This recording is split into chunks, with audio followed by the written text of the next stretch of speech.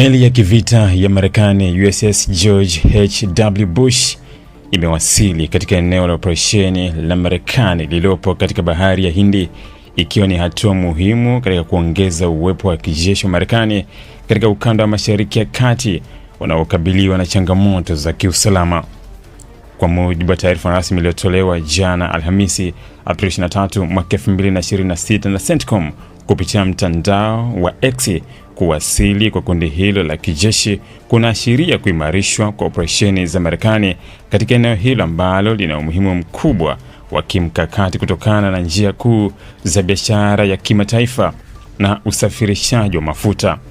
Eneo la majukumu la CENTCOM linajumuisha nchi kadhaa za Mashariki ya Kati, Asia Kusini, pamoja na maeneo ya bahari kama Bahari ya Hindi na Ghuba ya Uajemi. Kundi la USS Gerald H.W. Bush linaambatana na meli nyingine za kivita zikiwemo manowari pamoja na kikosi cha ndege za kivita zenye uwezo wa kushambulia na kulinda anga.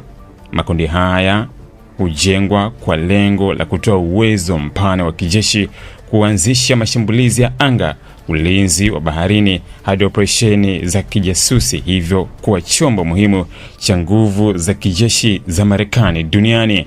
Safari ya meli hiyo ilianza mapema mwezi huu ilipoondoka katika kituo kikubwa cha jeshi la wanamaji, ikiwa imepangiwa kuelekea Mashariki ya Kati.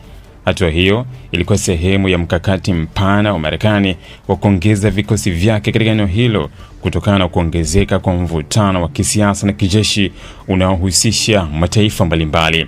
Kwa kuwasili kwa meli hiyo, sasa kuna jumla ya meli 3 za kubeba ndege za Marekani katika ukanda huo, zikiwemo USS Abraham Lincoln na USS Gerald R. Ford. Uwepo wa meli hizi 3 kwa wakati mmoja ni tukio lisilo la kawaida na linaonyesha kiwango kikubwa cha tahadhari na maandalizi ya kijeshi katika eneo hilo.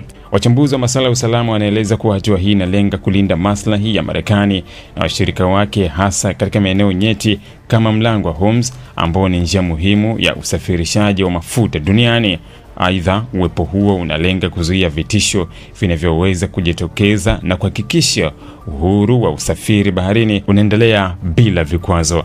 Hata hivyo, pamoja na kuongezeka kwa nguvu hizi za kijeshi, bado haijabainishwa ni muda gani makundi hayo yataendelea kubaki katika eneo hilo la CENTCOM. Kinachoonekana wazi ni kwamba Marekani inaendelea kuimarisha uwepo wake wa kijeshi kwa lengo la kudhibiti hali ya usalama na kuwa tayari kuchukua hatua za haraka endapo kutatokea mabadiliko yoyote katika ukanda huo nyeti duniani. Ili kuwa mwanafamilia bora wa Global TV, usisahau kusubscribe, like, kushare na kucomment.